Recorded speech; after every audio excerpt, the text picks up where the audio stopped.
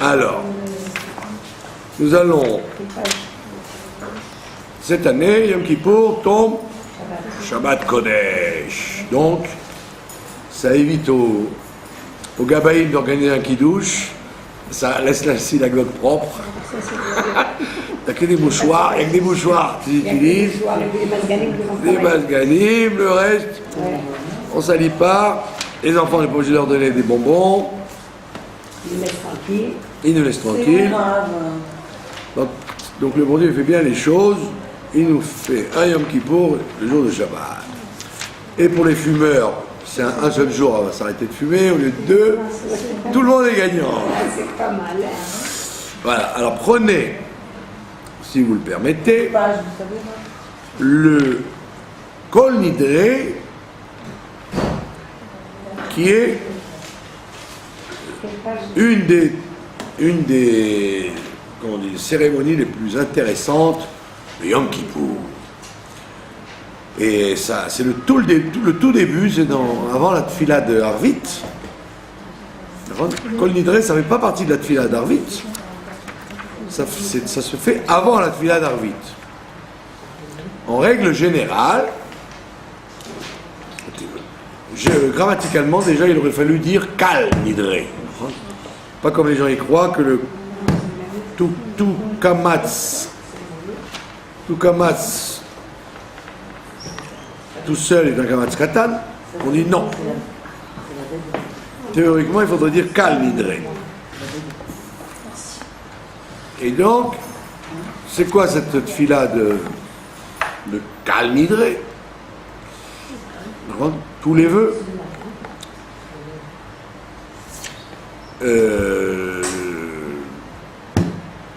C'est une comment on appelle ça, c'est pas une tfila, c'est pas une prière, c'est une proclamation. On proclame que tous les vœux que l'on a contractés, donc c'est la consécration de la bouche. Toute l'année on parle, et donc toute l'année on promet de faire des choses. Et comme on promet de faire des choses, il faut respecter ce qu'on a promis. Et très souvent on dit des choses et on ne les respecte pas, et on s'en souvient même pas. D'accord? Donc, comme la journée de Yom Kippour, c'est la dernière date pour faire tchouva, bien qu'on dise qu'il faut faire tchouva tous les jours, mais c'est le jour de la force, un jour en force, parce que toute l'année, même si on fait tchouva, Dieu n'aide pas autant qu'à Yom Kippour. Yom Kippour, il aide beaucoup. Donc c'est pour ça que les Chachamim ont fixé le Yom Kippour pour justement faire une grande teshuva, puisque c'est est beaucoup plus facilement acceptée que dans l'année. Donc c'est le dernier jour des 40 jours qui ont passé depuis Rosh Chodesh Elul. Historiquement, c'est la fin des 40 jours où Moshe Rabbeinu a demandé pardon pour le veau d'or. D'accord? Il est monté Rosh Chodesh Elul, il est redescendu Yom Kippour avec les deuxièmes tables. Donc c'est la fin d'un processus de 40 jours. D'accord? Alors pourquoi on demande à enlever les vœux? Parce que les vœux, c'est verbal. Il y a très peu de vœux qui sont au niveau de la pensée. La plupart des vœux, c'est avec la parole. Et donc, si on a des vœux qu'on n'a pas respectés, la teshuva vis-à-vis de Dieu risque d'être bloquée. D'accord? Alors, il faut savoir que, comme je l'ai dit tout à l'heure, l'essentiel de la vie d'un être humain, c'est vis-à-vis des êtres humains. L'essentiel de la vie, c'est Ben Adam, la Ravero. entre l'homme et son prochain. Ça, c'est l'essentiel. Et donc, pour arriver à faire comme il faut les relations entre les êtres humains, alors on a des mitzvot entre l'homme et Dieu. Et c'est pour nous aider à faire les mitzvot entre l'homme et l'homme.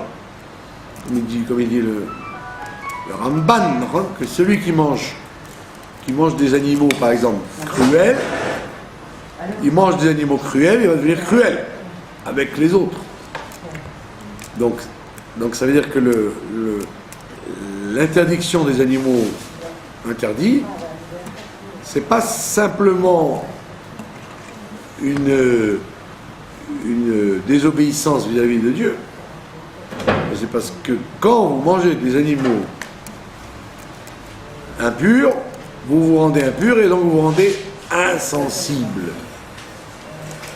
Et donc, toute la raison pour laquelle on fait les mitzvot, c'est pour s'élever, et on ne peut s'élever que si on est réglo plutôt, on va bien avec les sociétés qui nous entourent. D'accord ? On voit bien que Moshe Rabbeinu, il est resté 3 fois 40 jours pour obtenir le pardon du veau d'or. Donc ça veut dire qu'il était là-haut, sur le Sinaï, pour arranger la situation du peuple juif, pas pour arranger sa situation vis-à-vis de Dieu. Dieu n'était pas fâché avec lui, Dieu était fâché avec les autres. Eh oui. Donc on voit bien que l'essentiel de la tchouva, c'est vis-à-vis des êtres humains. Et c'est pour ça que Yom Kippour ne pardonne pas d'aucune façon ce qu'on a laissé en suspension avec les êtres humains. Soit au niveau de l'argent, soit au niveau des relations humaines. D'accord ? Donc, maintenant, quand vous arrivez le soir de Yom Kippour, vous devez vérifier que vous n'avez donc pas utilisé votre parole pour vous engager à quelque chose que vous n'avez pas respecté. Alors, il y a des communautés qui ont la coutume de faire ça avant Rosh Hashanah. D'accord ? Et comme tout le monde ne fait pas ça avant Rosh Hashanah, les Chachamim, ils ont fixé de faire ça avant que la nuit ne tombe, le soir de Yom Kippour. D'accord ? Voilà. Alors qu'est-ce qu'on dit dans cette proclamation ? Déjà, on commence, d'abord on sort tous les Sifrei Torah de la communauté. Tous les Sifrei Torah, on sort, et le Chazan s'instaure comme un Beit-Din. Il fait un Beit-Din avec les gens qui ont le Sefer Torah autour de lui, et donc ils enlèvent tous les vœux à tout le peuple juif, pas seulement à la communauté dans laquelle on est, à tout le monde. Chaque communauté pense à tout le monde. D'accord ? Parce que même s'il n'y avait qu'une seule communauté qui faisait ça et que les autres ne le faisaient pas, eh ben, les vœux seraient enlevés. D'accord ? Alors on y va. Alors on commence en disant Al da'at hamakom ve'al da'at hakal. En informant le bon Dieu et en informant le public, Bishiva Shel Mala, dans l'assemblée céleste, ou Bishiva Shel Mata, et dans l'assemblée terrestre. Oui, donc on voit bien que l'essentiel c'est l'assemblée d'en bas. C'est l'assemblée d'en bas qui décide de ce qui se passe en haut. Qu'est-ce qu'on fait ? Anu matirin, nous permettons. Matirin, ça vient du mot éther, qui veut dire rendre permis. Moutar. Anu matirin, nous permettons Leit Palel, nous permettons à tout le monde, Leit Palel, Im Avarianim, nous permettons de prier avec ceux qui ont Avarianim, avec ceux qui ont commis des fautes. D'accord, avec tous les bandits, tous les gens qui ont transgressé quelque chose. Grâce à cette proclamation qu'on va faire, les gens vont pouvoir s'associer à la communauté. Donc par exemple, on voit par exemple quelqu'un qui frappe sa femme, on a vu ça déjà, un bonhomme qui frappe sa femme, ou un bonhomme qui a frappé quelqu'un et qui n'a pas demandé pardon, eh bien, il est excommunié, il ne fait pas partie de la communauté. C'est-à-dire s'il y a 10 personnes, il n'y en a que 9. Un mec, il a donné une gifle à sa femme, d'accord? Et il y en a. Et elle n'a rien dit, la pauvre. Elle n'a pas appelé les flics. Et qu'elle les ait appelés ou pas, ça ne change rien. Et donc lui, il va tranquillement prier. Il va tranquillement remettre un vidrage. Tranquillement, il achète il fait son chouk normal. Et en vérité, le fait qu'il ait frappé sa femme, il est excommunié. Donc cette fille-là n'est pas une fille-là, et s'il y a 10 personnes, tout ce qu'ils font n'est pas valable, puisqu'ils auraient dû le dégager avant qu'il rentre. Il y a plein de gens, et il y a plein de gens qui ne savent pas. Le gars, il est rentré, il s'est disputé avec sa femme, ils se sont disputés tous les deux. Alors ce qui est amusant, c'est que, comme les gauchistes se gourent, pas les gauchistes sont gourds, ils se gourent. C'est qu'il dit, oui, le judaïsme est toujours pour les hommes et contre les femmes. Il n'y a pas écrit que si une femme elle donne une tannée à son mari, elle est excommuniée. Bon, moi je dis qu'elle est folle, mais elle n'est pas excommuniée. Alors que la halakha dit, si un homme il donne une claque à sa femme, lui il est excommunié. Vous voyez bien que c'est pas juste. Elle peut. Il y a des maris battus, il y a une association des maris battus en Israël. Plus de 50 000. Ouais, des docteurs, des avocats, des flics qui sont frappés par leurs femmes. Et ils se laissent faire, quoi. D'accord? Alors, pour ça, il n'y a pas d'excommunication. La femme, elle peut frapper son mari. C'est normal. Non, c'est pas normal, mais c'est pas sanctionné par une punition halachique. Alors que le mari qui a donné des coups à sa femme, il est excommunié de la communauté. Et donc ce gars-là... S'il n'a pas demandé pardon, c'est ça? S'il n'a pas demandé pardon? Non, pas seulement ça, il faut qu'il fasse... Il fait Atarat Nedarim pour qu'on lui enlève l'excommunication qu'il a sur lui. D'accord? Donc ça veut dire que chaque fois qu'on fait une action particulière, on peut être exclu de la communauté. Par exemple, quelqu'un qui a une dette. Et il ne veut pas la payer. Et le tribunal l'a convoqué et il ne veut pas payer. Et il se moque de moi, d'accord? Il a de l'argent. Hein?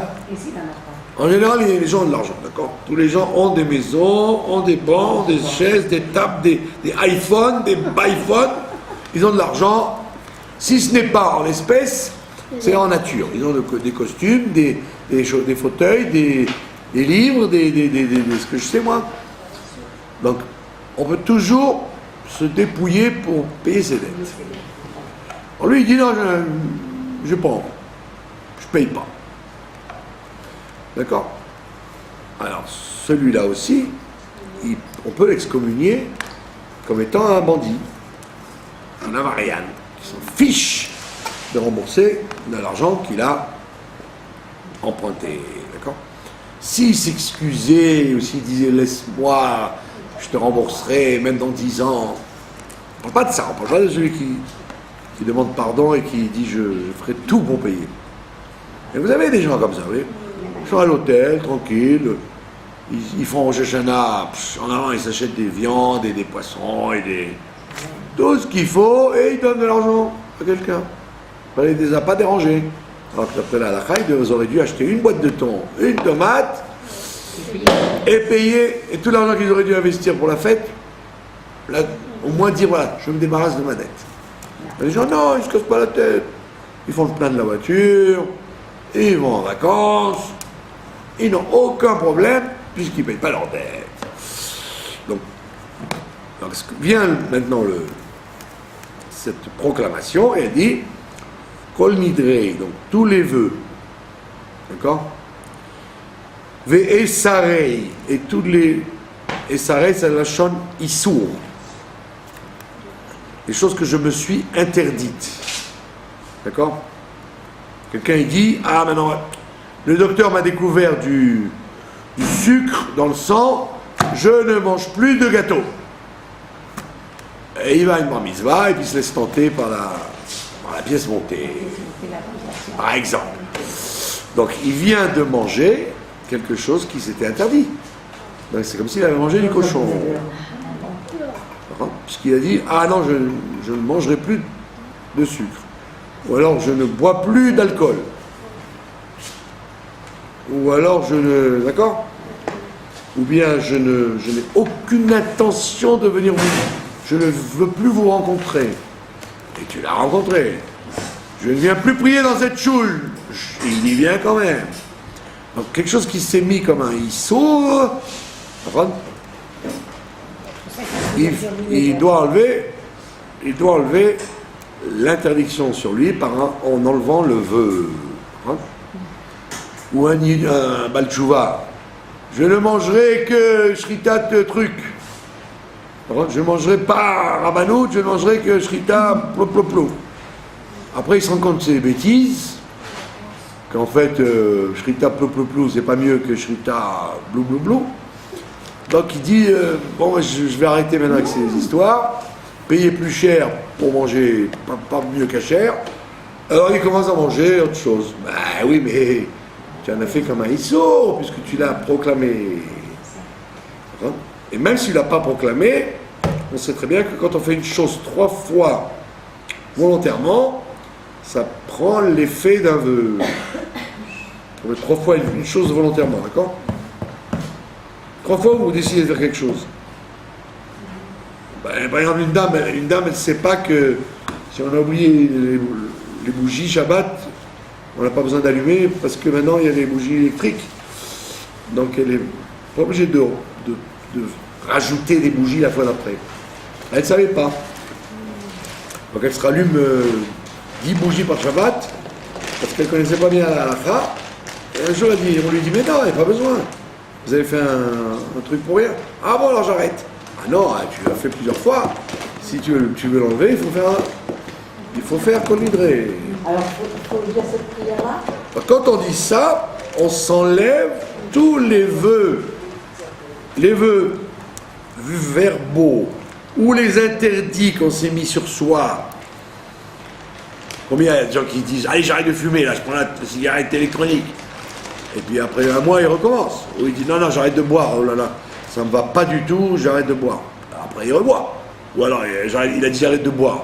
Et tu as quand même fait kidouche la semaine dernière. J'arrête de boire, c'est même le kidouche, j'aurais pas dû. J'aurais dû te rendre quitte. Alors lui, il a pensé j'arrête de boire, mais il a dit j'arrête de boire. Donc même une bière, ça s'appelle boire. Même un kidouche, ça s'appelle boire. Il se marie la fois d'après, et sur la roupa, il goûte le vin. Donc il a transgressé ce que sa bouche a dit. Non, on devrait dire plus souvent Kol Nidrei. Mais les sparadim orthodoxes, ils disent ça tous les semaines avant Shabbat. Ah ben, je trouve que c'est bien. Pour les gars qui frappent leurs femmes et pour les gens qui disent au magasin je ne mettrai plus les pieds chez toi. Et puis après ils se rendent compte qu'effectivement ils vont beaucoup moins cher que l'autre. Il revient, mais il n'a pas enlevé le neder, il aurait dû. Pourquoi le fait de frapper, ça se transforme en neder? Non, ça se transforme pas en neder. C'est que les nedarim qu'on ne respecte pas font qu'on est excommunié quand on utilise sa bouche et qu'on ne respecte pas ce qu'on dit, on vous sort de la communauté. Parce qu'on voit bien que Dieu, quand il dit quelque chose, il le fait. Donc l'homme doit être à l'image de Dieu, donc quand il dit quelque chose, il doit le faire. D'accord? Et très souvent, donc, les gens disent des trucs avec conviction. Et après, ils ne tiennent pas la route, quoi. D'accord? Donc, Ushvu'ay, et les promesses, les serments. D'accord? Il y a un éder, il y a une shvoua. Une shvoua, ça veut dire je jure d'eux.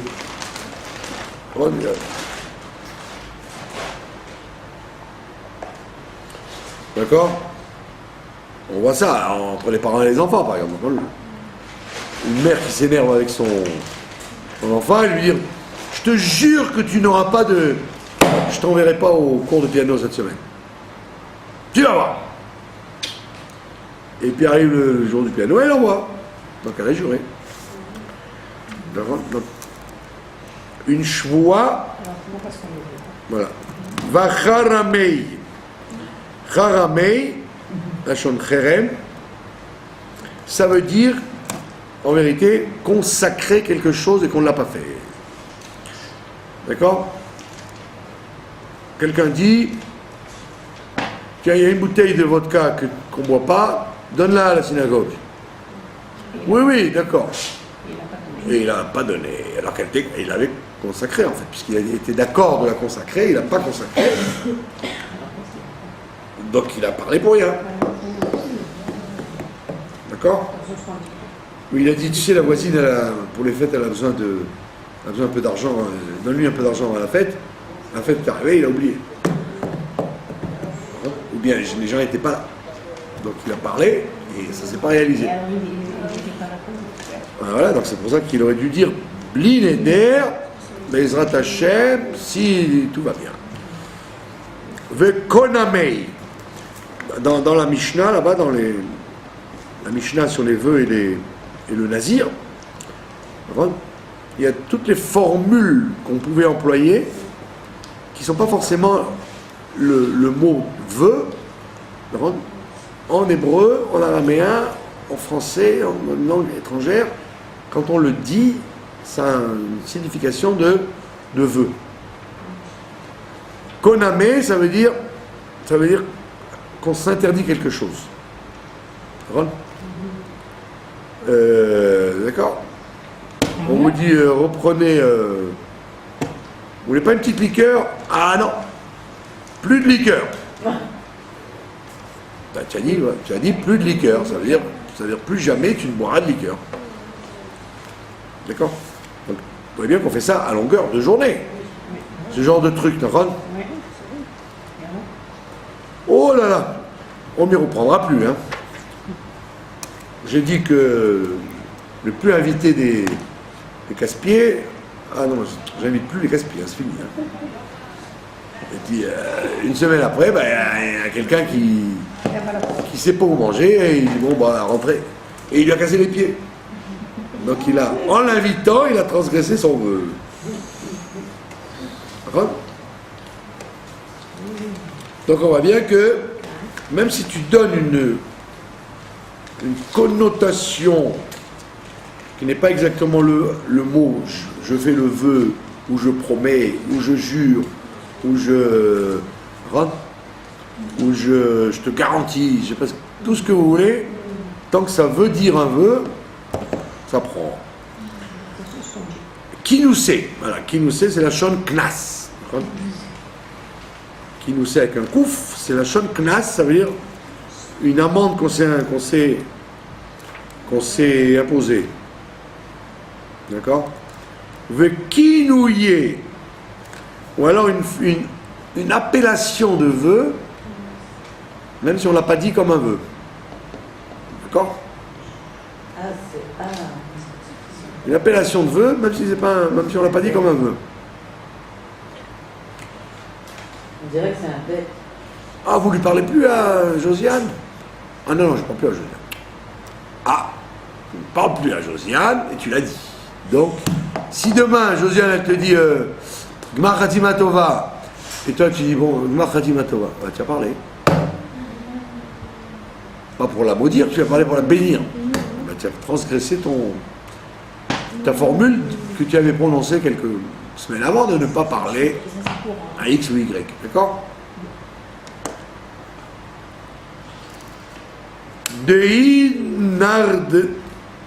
Indarna.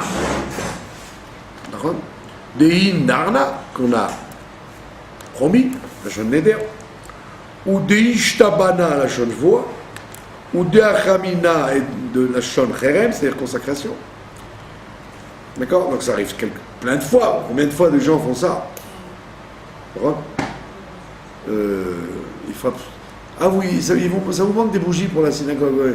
Eh ben, je vais vous amener des bougies, tiens, parce que je vois qu'il manque des bougies, là. Il y a eu... Quelqu'un avait besoin, j'amènerai des bougies, tiens. Noël est passé, le réveillon, Hanouka, les bougies, pas de bougies, pas de mèche, pas de huile, pas rien. Pas de bracha. Non, il avait fait un chérem, il a dit je consacrerai des bougies, il n'a pas fait. D'accord? Ah, vous aimez ce gâteau-là? Ah ben, je vais vous le faire. Je sais que vous aimez ce gâteau-là, je vous promets, je vais vous le faire. Et le temps a passé, il n'a jamais fait ce gâteau. Donc, il avait fait un chérem, il avait consacré quelque chose de particulier. Si c'était quelque chose de vaseux, d'accord, alors il peut toujours le faire plus tard. Je vous aiderai. Je vous aiderai, c'est vague. Je vous aiderai, bon bah tu peux très bien dire, il a enlevé un verre de la table, il l'a lavé à la cuisine, ça va, il l'a aidé. Mais s'il dit je vous ferai tel truc, ça s'appelle un chérem, c'est-à-dire une consécration particulière d'un objet particulier. Bouddhiyasarna al-nafshatana, les choses qu'on s'est interdit à notre nefesh. D'accord? À cette salle-là de mariage, je ne mettrai plus les pieds. Hein, vraiment. C'était dégoûtant. C'était dégoûtant cette salle de mariage, je ne mettrai plus les pieds. Et à son meilleur ami qui se marie, il est obligé d'y aller. À Goutnik, là où vous êtes obligé de laver les fourchettes avant de manger. Ah oui, c'est encore la nourriture, c'est les fourchettes. Alors. La sainte et d'art haridite. Quand je vais là-bas, moi je mange que mes bonbons et mes cigarettes. Hein. Ah bon? Vous voyez les fourchettes, je vous dis, vous avez déjà vu des fourchettes avec de la nourriture encore entre les dents. Bon, j'aime bien tous les juifs, mais même si c'est chez moi, j'ai tendance à javeliser tout ça. Donc vous dites, oh là là, ouf, laisse-moi tranquille, je n'irai pas à cette salle. Dégoûtant, je n'y vais pas. Alors il ne mange pas, mais il y va quand même. Il est entré dans la salle, il a dit Mazal Tov. Donc, d'accord? Wow, ce chauffeur de taxi, c'est des voleurs. Je ne veux plus entendre parler, je ne prendrai plus de taxi. D'accord? Pour envoyer. C'est agressant. Bien sûr. Alors il te dit, donc toutes ces choses-là qu'on s'est interdites, Miyom Kippourim Zé, depuis maintenant, depuis ce Kippour-là, Ad Yom Kippourim Abba, allez-nous le Tova, jusqu'au Kippour Abba le Tova. Donc ça veut dire, on se fait une permission de vœu pour ne pas être accusé maintenant sur ce qu'on va faire dans l'année. Vous avez compris? Pour ne pas avoir une accusation pour le vœu que vous allez faire plus tard. Alors c'est peut-être pour ça qu'on ne dit pas de pression. Non, vous travaillez à l'avance pour ne pas être accusé, mais vous devez annuler ce qui est passé. Donc on annule ce qui est passé et on se prévoit pour le temps qui va arriver. Bekul hon, acharatna behon, tout ce qui est passé, acharatna, nous avons un regret. D'accord? Nous regrettons tout ça. Kulehon, Yihon, Sharan. Toutes ces choses-là seront permises. Sharei en araméen, ça veut dire permis. Tout ça c'est en araméen? Ouais. Shochen. Shevikin. Tout ça sera abandonné, c'est-à-dire on n'en tiendra pas compte là-haut, dans le jugement là-haut. Shvitin, tout ça sera la chaîne Shvita, tout ça sera mis en veilleuse. Bétéline ou Mevoutalin, annulé et disparu. La Shririn, sans aucune valeur, mais la Kayamin, et sans aucun rappel. D'accord? Nidrana la nidre, tous ces vœux-là ne sont plus des vœux. Vesarana la sare, et toutes ces choses dont on a voulu se priver, on n'est plus tenu de s'en priver. Ah ouais. Ujvuatana, la Shvuot, et tous les serments qu'on a faits ne sont plus des serments. Et on répète ça 3 fois, d'accord? Ouais. Et donc même une personne qui n'est pas arrivée à la synagogue à temps, elle est quand même, délivrée. Ah ouais. Parce que le col livré, je l'ai dit. Juste avant Arvit. En général, il faudrait le faire en plein jour. Ah. Ouais. Alors on évite de le faire en pleine nuit parce que un beddin ne se réunit pas la nuit. Mais en général, donc on le fait ou en plein jour, ou au coucher du soleil, ou même si on empiète un peu sur la nuit, comme c'est le cas dans beaucoup de synagogues, parce qu'ils vendent des mitzvot, donc ça gratte sur la nuit. Ah ouais. Mais c'est pas grave, le kol nidre est toujours valable. D'accord? Dans les grandes synagogues, comme ils vendent les mitzvot, et ils donnent beaucoup d'honneur au président celui-là pour porter les siffrets Torah et marcher jusqu'au... Donc ça traîne. Ouais. Ça Il faut que tout le monde arrive aussi. laisse aux gens le temps d'arriver aussi. On s'en fiche qu'ils arrivent ou qu'ils n'arrivent pas. Je veux dire, il suffit qu'il y ait le minyan qui déclare pour que tout le peuple juif soit débarrassé de ses vœux. Et qu'est-ce qu'on dit juste après? Tout, on dit 3 fois, tout. Pardon? Tout, on dit 3 fois. On répète 3 fois, ouais. Ou mi nidre ou mi orzaro. On répète 3 fois, ouais. Vous voulez une blague? Il y a une blague. Il y a une blague très connue. Il y a écrit, on a vu tout à l'heure, qu'on on laissait prier tous les bandits, tous les avarianis. Alors on raconte toujours cette blague, on dit pourquoi on ne dit pas kol nidre à Rosh Hashanah? On dit parce qu'à Rosh Hashanah, tous les bandits ils sont à Ouman. Alors on les laisse revenir. Wow. On les laisse revenir à qui J'ai été faire la fête là-bas. Méchant. Il y a un Yerushalmi. Pourquoi méchant? Un Yerushalmi J'ai qui est. fait la fête là-bas. Un Yerushalmi méchant, hein, comme tous les Yerushalmim. Il m'a dit l'autre fois, moi ça ne me dérange pas qu'il y ait 50 000 personnes qui vont à Ouman. Ce qui me dérange, c'est qu'ils reviennent. C'est pas gentil, là de. Bon, allez, ne disons pas de mal de nos frères. Ouais. D'accord? Donc, c'est une blague. Je vous répète, ce n'est qu'une blague. Ouais. Les avarianim. Bon, voilà. Ah bon? Une fois qu'on a fini tout ça, donc, nous sommes tous des avarianim. Ah bon? Tout le monde a dit.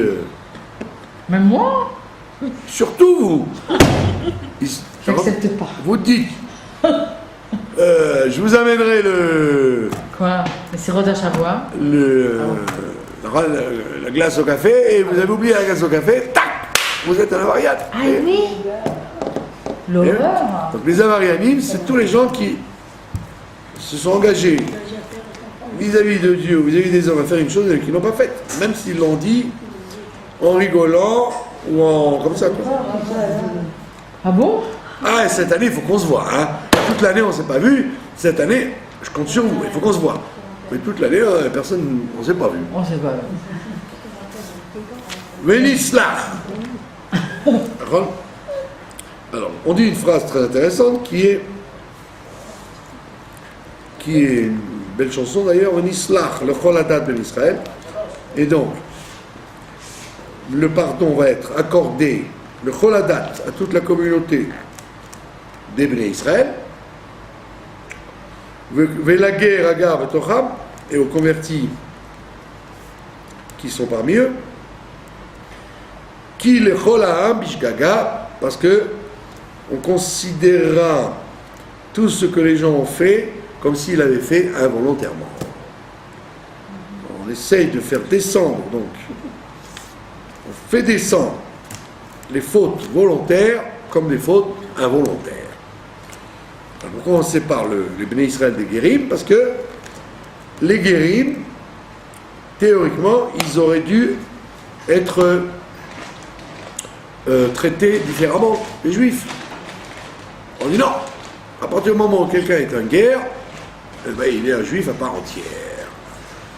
Donc il n'est pas plus excusable ou excusé qu'un autre. On va dire quelqu'un il est né de père et de mère juive pendant des siècles et des siècles, donc lui il est mieux armé pour être bien. Alors que le guerre, le pauvre, il vient d'arriver avec des ancêtres qui étaient peut-être des sauvages ou des idolâtres ou des ce que je sais moi, des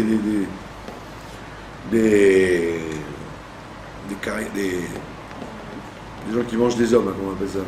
Cannibales. Des cannibales, à les avoir. On connaît le nom. Et lui, il fait Il mangeait tous les jours. guéroute. Donc vous auriez dit, bon alors on va pas être méchant avec lui.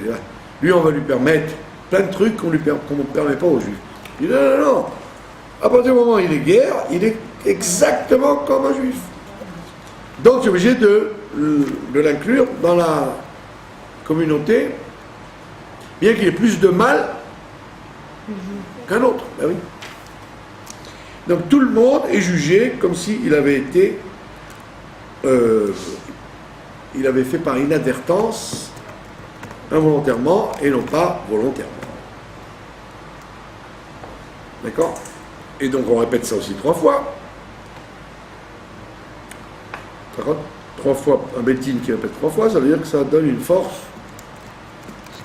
pour nettoyer l'impact de ce que la parole a prononcé. Maintenant, je vous ai dit tout à l'heure qu'effectivement, il y avait des vœux qui étaient considérés comme des vœux même dans la pensée. Les vœux de Tzedaka, il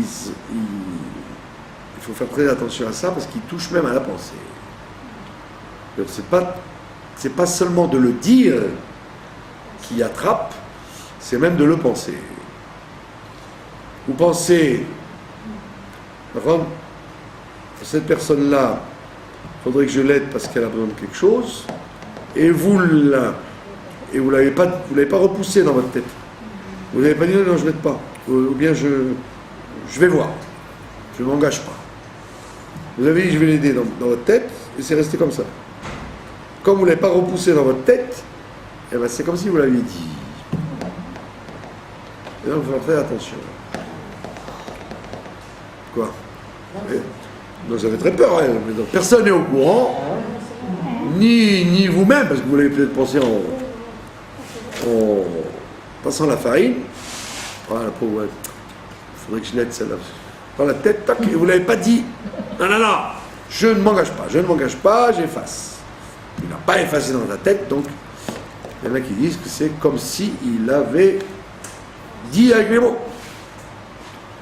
Vous avez compris? Bien qu'ici, on ait le sentiment qu'on ne parle que de promesses avec la bouche. D'accord? Alors après, le Chazal, il dit Slachna lavona amazé. La phrase que Moshe Rabbeinu a prononcée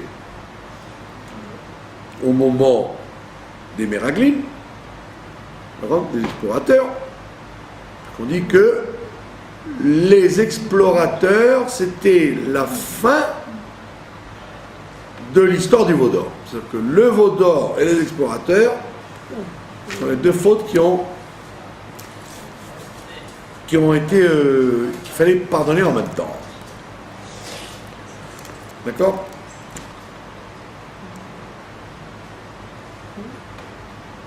Donc, qu'est-ce qu'a dit Moshe Rabbeinu au moment des explorateurs?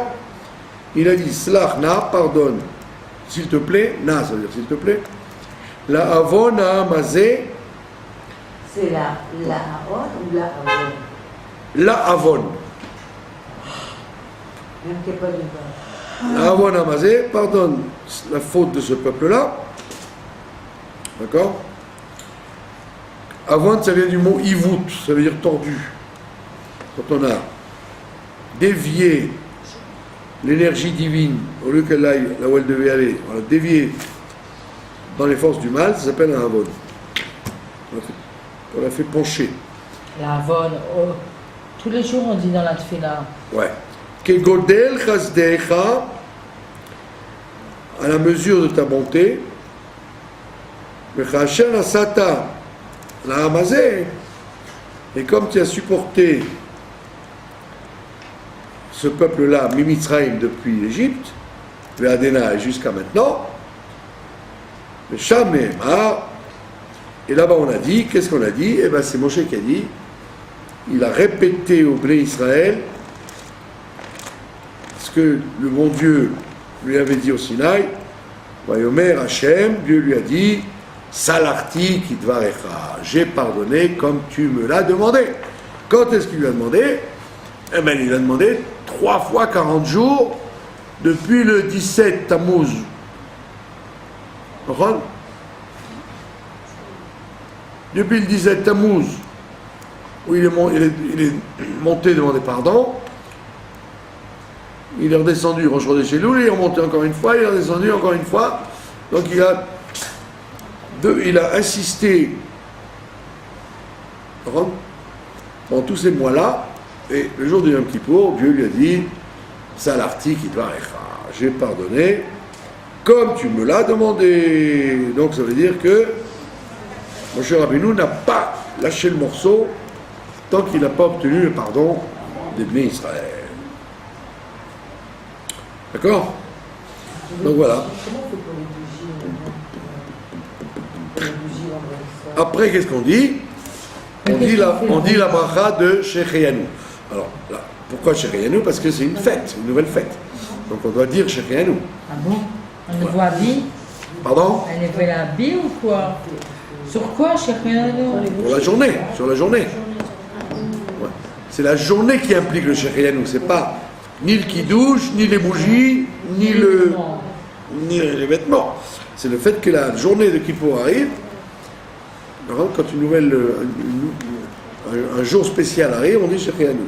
Alors, si quelqu'un a allumé les bougies, comme c'est la fête, donc il fallait allumer des bougies, et en plus c'est Shabbat, Ouais. Shabbat et Yom Kippour, donc il y a des femmes qui se rendent quittes, qui disent Shecheyanu au moment de l'allumage des bougies, et dans ce moment-là, elles ne peuvent pas le répéter dans la synagogue. On doit le dire qu'une fois. Donc celui qui n'a pas dit à la maison ou aux bougies, donc lui, il peut le dire à la synagogue, sinon on ne répète pas 2 fois Shecheyanu. C'est clair ou pas? Très. Voilà. Alors on dit Shecheyanu, et puis quoi alors? Allez, les marches de bougie. Tu rigoles, tu vas dire. Les adlik ner shel Shabbat, le Yom HaKippourim. Ça, c'est avant quoi du À la maison, c'est Shabbat et Yom Yom Kippour. Kippour. Après manger, le repas du Yom Kippour, on a eu les bougies. Au moment où on met les chaussures pas en cuir. Alors, Alors, attends, s'il vous plaît, là on dit Shabbat Kodesh et aussi Shecheyanu là? on ne dit pas Shabbat Kodesh, on dit Shabbat Kodesh quand il est tout seul, quand on est relié avec un autre mot, on ne dit pas Kodesh. Adlik ner shel Shabbat ve Yom HaKippourim. C'est écrit dans votre guide là. Ah bon? Bon, donc après, comme c'est Shabbat, alors on fait automatiquement la Kabbalah de Shabbat, d'accord? On fait les Chadodi, etc. Tout comme un Shabbat normal. Et après, il y a la fameuse Amida de Yom Kippour. Et dans ce cas spécial dans Yom Kippour, les Amidot sont toujours les mêmes. Mais c'est surtout les reprises du Chazan qui sont très riche de, comment on appelle ça, de piyutim, de poésie et de cantique. Maintenant, ce qu'il y a de spécifique à Yom Kippour, c'est qu'il y a la fameuse tfila du Al-Chet. Al-Chet, c'est une confession qu'on dit avant de mourir si on va mourir. Et comme en réalité, Oh bah dis donc, c'est gay, hein. les gens qui meurent, en général, ils n'ont pas de temps de le dire Al-Chet, parce que c'est trop long. Ah bon? Donc on le dit au moins une fois par an à Yom Kippour. Et donc on le dit avant le minag chez tout le monde, en moufan, les hommes et les femmes. Enfin, à l'époque, les femmes, elles ne savaient pas trop prier, il n'y avait pas de sidourim, mais elles ne savaient pas lire. Donc elles disaient globalement, quoi. Mais aujourd'hui, que les femmes sont des femmes savantes, même les petites filles, elles connaissent le filote mieux que vos arrière-grand-mères, et connaissent la page et tout. Les petites filles maintenant de 4-5 ans, hop, elles vous lisent les filotes comme le grand rabbin d'Alsace, quoi. À l'époque, c'était rien que les sages qui savaient lire bien et tout. Maintenant, même les petites filles, dans les écoles, tac, tac, tac, tac, elles vous lisent tout avec la grammaire et tout. Et elles comprennent ce qu'elles disent. C'est comme des prophètes, quoi. Ouais, c'est vrai, hein. Bah ouais. C'est des générations extraordinaires. Ouais. Oui. Bon. Donc, qu'est-ce que c'est ce Al-Chet? Eh bien, c'est toute la série des fautes possibles, imaginables, qu'on a pu transgresser pendant l'année. Et donc, le premier Al-Chet, on doit le dire, théoriquement, avant de manger. Avant le repas de la Tsouda d'Amavseket, on doit dire ce Al-Chet. C'est bien de dire ce Al-Chet avant de manger, comme dit le Rambam, de peur qu'en mangeant, on s'étouffe, et donc on sera mort sans confession. Bon, Hachem, je n'ai jamais vu. J'ai jamais vu des gens mourir au moment du repas de. Mais donc, le Rambam dit, de peur que quelqu'un il va manger, il va s'étouffer en mangeant, il a été décrété en général qu'il devait mourir, alors on s'en occupe avant le repas, donc il vaut mieux avant de se mettre à table, qu'il fasse le Al-Chet. Donc, si une femme sait bien lire, qu'elle le fasse, c'est très bien de faire le Al-Chet avant de manger. Mais je voulais vous demander. C'est-à-dire que c'est après Mincha, d'accord? Ouais, alors, à Mincha, on fait Mincha normal. Non. Mincha normal, plus la Al-Chet avant de décoller les pieds. Mais vous avez dit Mincha Erev Yom Kippour. Eh ben oui, Mincha et Rav Yom Kippour. Mincha normal. Il s'appelle Mincha Erev Yom Kippour, mais c'est un Mincha normal. Mincha l'après-midi avant Mincha. Voilà. Entre 1h30. À 1h30. Entre 1h de l'après-midi. Qu'est-ce qu'il y a? Entre 1h et 6h. Qu'est-ce qu'il y a, pardon? J'ai pas compris. Les femmes, elles savent plus lire que les hommes, finalement. Mais bien sûr, elles lisent très bien, les femmes. Donc, on s'arrange pour faire ce Al-Chet. Donc, dans l'après-midi, avant de manger, avec Mincha ou sans Mincha, le Méchané. Ouais. Après, on le refait le soir dans la tfila du soir. À la fin de chaque Amida, avant de bouger les pieds, on fait ce Al-Chet. Ouais. Donc c'est, comme on dit chez nous, une tartine, quoi. C'est très long. Alors qu'est-ce qu'on dit? Al-Chet, Shiratan lefanecha, Beones ou Veratson. Pour les fautes que nous avons commises, Beones, par contrainte, ou Beratson, ou alors volontairement. Toute faute que j'aurais commise, malgré moi, ou volontairement, je demande à être pardonné, d'accord?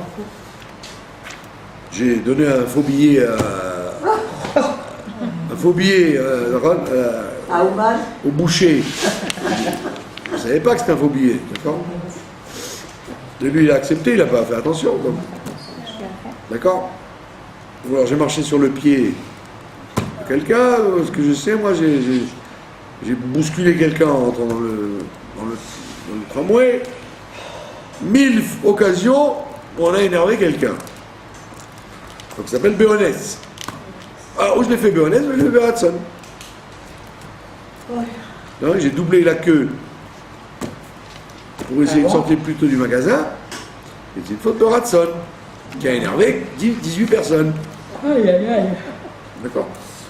Après, Be'imout Salev. Les choses que nous avons faites, Be'imout Salev, en endurcissant notre cœur. Ça veut dire que j'ai écouté le chiour qu'il fallait être bien avec tout le monde.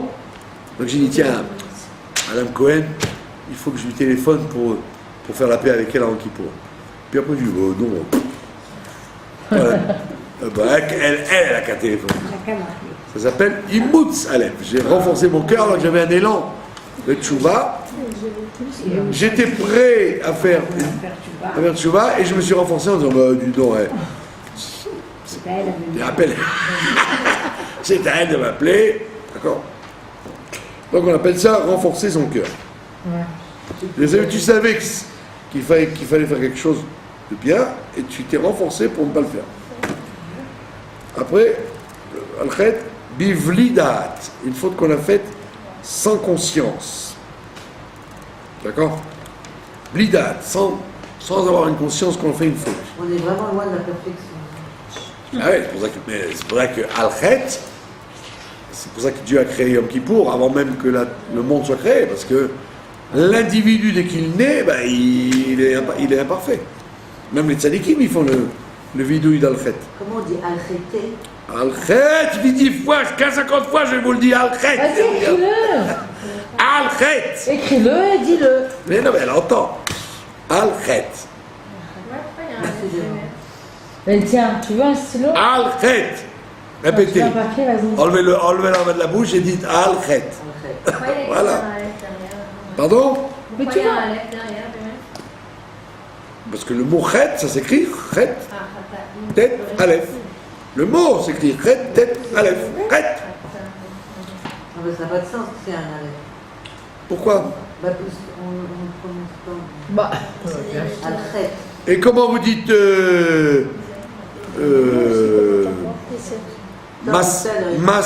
Massa, vous prononcez le Massa avec un Aleph. Il y a plein de mots qui ont une lettre à la fin. non, parce que ça, c'est la racine du Un Aleph ou un E. mot. La racine du mot, c'est Khet, tête, Aleph. C'est pas qu'on a rajouté un mot. Ça s'appelle un Khet. Maintenant, on a expliqué plusieurs fois, que la différence entre un Khet, vous avez posé une très bonne question, c'est-à-dire que même on n'est pas des tzadikim. Le Khet, c'est une faute qu'on fait par le fait qu'on est un être humain, c'est tout, des coups d'arme. Khet, c'est une faute d'être humain. Avon, c'est une faute volontaire. Et Zadon, c'est une faute préméditée. Il y a 3 sortes. Donc tout le monde fait des rataïm. Dès que tu nais, dès que tu es sorti du ventre de ta mère, tu as un Khet sur toi. Comme l'histoire du Baal Shem Tov, qui disait que même quand sa mère allait faire les courses, il pleurait pas pour ne pas que les voisins disent ah, sa mère elle n'est pas gentille, elle a été faire les courses, elle laisse pleurer son fils. Alors, il y avait quelqu'un, même quand la mère était dehors, il pleurait pas. Et le Baal Shem Tov, il a dit, moi, je n'étais pas à ce niveau-là. Quand ma mère allait faire les courses, je pleurais, parce que j'en pouvais plus. Et donc les voisins disaient du mal de ma mère. Vous voyez, celle-là, elle n'a pas honte, elle sort alors qu'il pleure. Donc comme j'ai laissé croire quelque chose, alors on m'a obligé à me dévoiler comme un tzaddik, un tzaddik dévoilé, alors que toi tu as eu le mérite de rester caché. Donc on voit bien que même un enfant, quand il vous vomit sur un bébé qui vous vomit sur vous, hein, il a fait son greps, il a bu son biberon et il vous a vomi dessus, il a fait un Khet. Parce que s'il avait été méritant, il vous aurait pas vomi dessus, il aurait vomi dans l'évier. Le premier, c'était le Baal Shem Tov. Le Shem Tov et un autre. Alors il dit, toi et moi j'étais obligé de me dévoiler, et j'ai été puni parce que... Pourquoi c'est une punition de se dévoiler? Ben oui, pour lui, ouais, c'était une punition, il voulait rester caché. Donc on voit bien qu'un chet, c'est même, dès qu'un enfant il sort du ventre de sa mère, il s'appelle fauteur. Ne vous rongez pas les ongles, c'est très dangereux. Mettez du poison, du truc amer là, sur les... À l'ail, à l'ail. À l'ail, comme le saucisson. Mettez du poison. À la pharmacie, vous achetez ça, vous mettez sur les doigts, c'est dégoûtant, et vous arrêterez de vous ronger les ongles. Ben oui.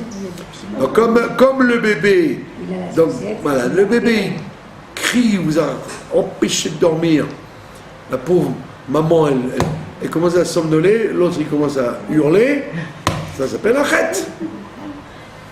Et pourtant on dit, oh le pauvre, il a été dérangé. Alors on lui pardonne parce que c'est un enfant. Mais en vérité c'est un chet. Donc vous voyez bien que tout être humain n'arrête pas de faire des fautes. C'est pour ça qu'on dit al-chet. Parce que les fautes volontaires et les fautes préméditées, c'est sûr qu'il faut demander pardon et les nettoyer chaque jour qu'on s'en rend compte. Là on parle de tout ce que j'ai pu faire toute l'année. Par contre, j'ai fait ça, je vous ai fait peur. Et ben voilà, c'est al-chet. Je vous ai fait sursauter. Donc il te dit, al-chet, c'est pas une prière de faute volontaire, c'est de tout ce qu'on fait inconsciemment à longueur d'année. D'accord? Vous avez regardé quelqu'un, il a cru que vous lui faisiez la tête, ça s'appelle al-chet. Mais j'ai rien fait, j'étais en train de penser à la facture que j'ai pas payée et il se trouve que la personne était devant moi. Ouais. Ah ouais, non, mais elle a mal pris, hein, elle a cru que tu l'as regardé de travers. Je la regardais pas de travers, c'est parce que la facture, il fallait que je la paye, il n'y avait pas l'argent. Eh oui. Alors, vous l'avez regardé de travers et la personne, elle croit que... Par contre, donc c'est ce qu'on appelle al-chet. Al-chet, il vous dit bis bevitui svataim, ce qu'on dit avec les mots, l'expression de nos lèvres. D'accord? Al-chet, begilou yarayot, tous les trucs incestueux. D'accord? Al-chet, begalou yuvasater, les fautes qu'on fait devant tout le monde et les fautes qu'on fait en cachette. D'accord? Après, al-chet, bedat ou mirma, les fautes qu'on fait consciemment ou mirma et avec vice, de façon vicieuse.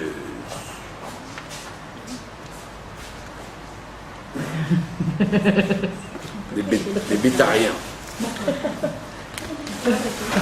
Faites ce que vous voulez. C'est pas moi qui ai allumé le ventilo, ou si vous voulez éteindre le ventilo, vous l'éteignez. Al-chet, shiratan venra bedibour pe.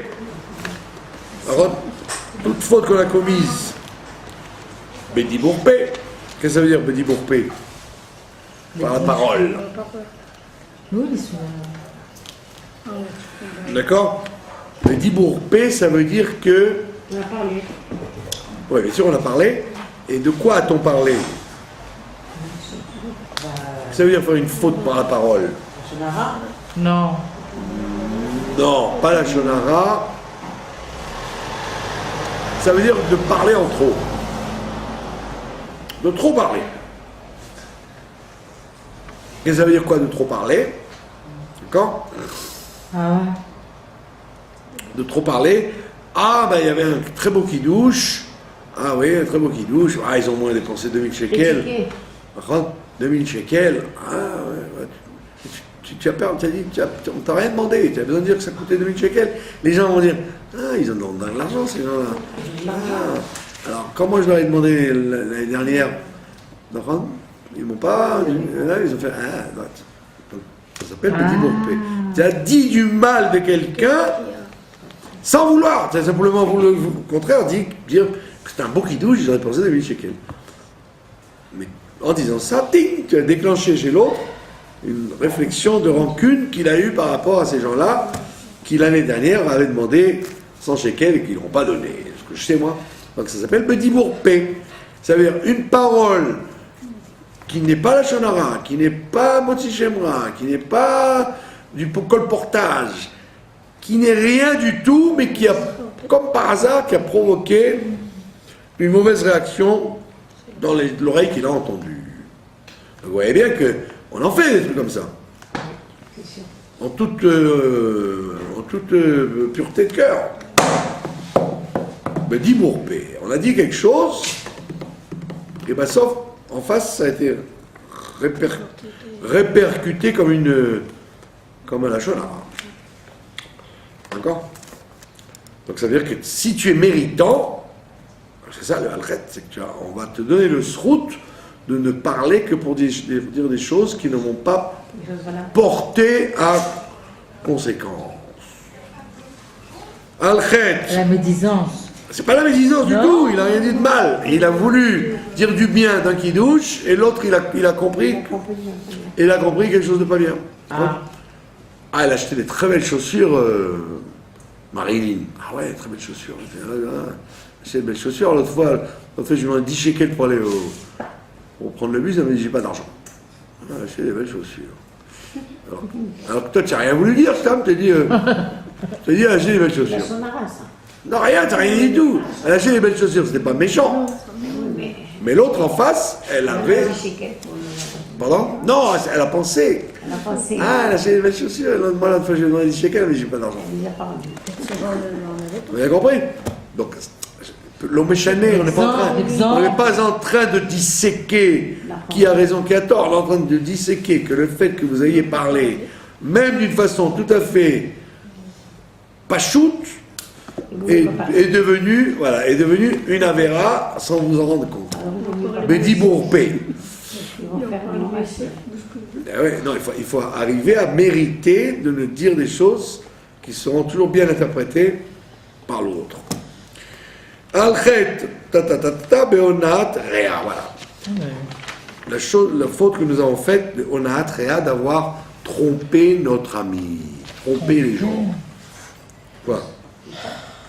Tromper l'ami. Tromper les amis, ouais. Et comment on fait? Pardon? Par exemple quoi?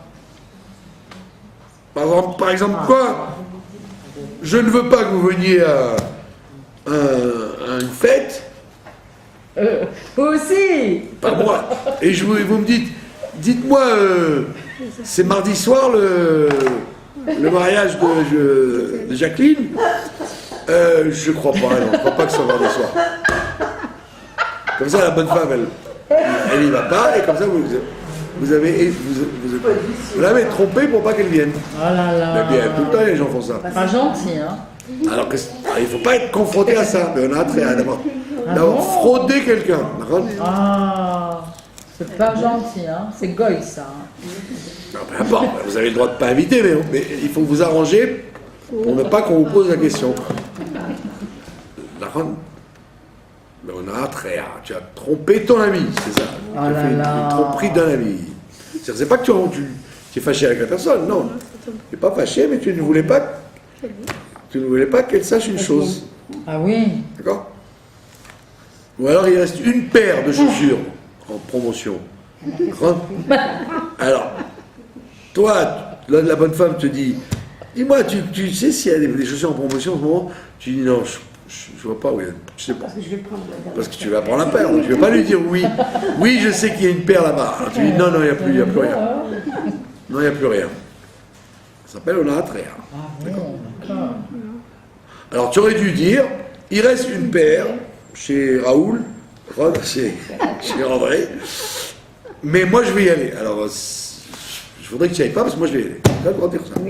Ah voilà, c'est ça. Voilà. Mais dire, c'est pas une faute. Alors. Dire, je sais pas, non, je sais pas. D'accord? Voilà. Al-Khet, etc. Beirur Alev. Faute que nous avons faite, Beirur Alev, avec les réflexions du cœur. Attends, on va partir, mais. Hirur Alev, il y a le Hirur intellectuel et il y a le Hirur du cœur. question. Déjà, je suis pas. C'est-à-dire penser avec le cœur à faire du mal. Bon, voilà, malheureusement, c'est trop long. Donc on n'a pas le temps de le finir ce soir. Et ça, c'est quand on ouvre le Sefer Torah, c'est Pas ça? du tout, c'est quand Ah bon. c'est la Hamida en silence. Alors, on le fait une fois le soir, et une fois encore, on le répète hop, dans la vie deux fois. Le matin, une fois à voix basse, une fois à voix haute. D'accord? Moussaf, une fois à voix haute, une fois à voix basse. Mincha, à voix basse, c'est vrai qu'on le fait 10 fois, minimum 10 fois dans tout le Yom Kippour. Et on se tape ou on se tape pas? Non. Pas là. On se tape, oui. Ouais. À chaque truc. Alors, il y a écrit dans les livres 5 qu'il faut se taper au milieu. Ah bon? Parce que le cœur n'est pas ni à droite ni à gauche, il est au milieu. Là, Mais il est pas là, votre cœur. Un peu vers la gauche. Centre-gauche, ouais, oui, centre-gauche. Et il faut se taper discrètement avec le bout des doigts, Ah et bon? pas comme certains, comme Tarzan, Ah ouais. mais discrètement sur le cœur, comme si on se lapidait. Mais on le dit que quand on dit, on le fait que quand on dit arrête, on le fait pas quand il y a. On dit voilà, on se tape quand on dit al-khet, voilà, sur la faute involontaire que nous avons faite. Voilà, je vous demande pardon pour toutes les fautes volontaires, involontaires, préméditées que j'ai eues vis-à-vis de tout le monde. on est aussi rare, on vous demande pardon. Et de toute façon, On vous demande pardon. on n'est pas parfait. C'est pardon à tout le monde. Alors on demande pardon à tout le monde. Si on vous a fait de la peine, Quelque chose qu'il ne fallait pas, d'accord. on ne sait jamais. Il y en a qui sont. il y en a- Les gens, ils doivent vous répondre, oui, je te pardonne. Bon, ça va. Ça va, je voulais vous dire aussi. Moi, je n'en veux à personne. Si j'ai Je vois le vexé. nom de mon frère ici. C'est Pardon, pas- pardon. Je vois le nom de mon frère ici sur la plaque. Ah, absolument. Ah bon? C'est pas Abraham Alouche, Oui, c'est ça. c'est mon neveu. Eh oui. C'est un ancien élève de la Jiva. Il était très lié. Il est toujours encore lié avec nous. Il est Bon, toujours prochaine. lié avec vous. Ouais. Faut savoir. Parce que j'ai levé les yeux que je disais ça. Eh, vous voyez la providence. Ouais. Voilà. Mais là, Donc je vous souhaite. Bon, Roger, mercredi, il y a Chiour. il va nous. Mercredi, il y juger là, a à ce Chiour moment-là. pour les personnes qui viennent. Il va juger ou. Je vous remercie de votre On va attention. vraiment recevoir notre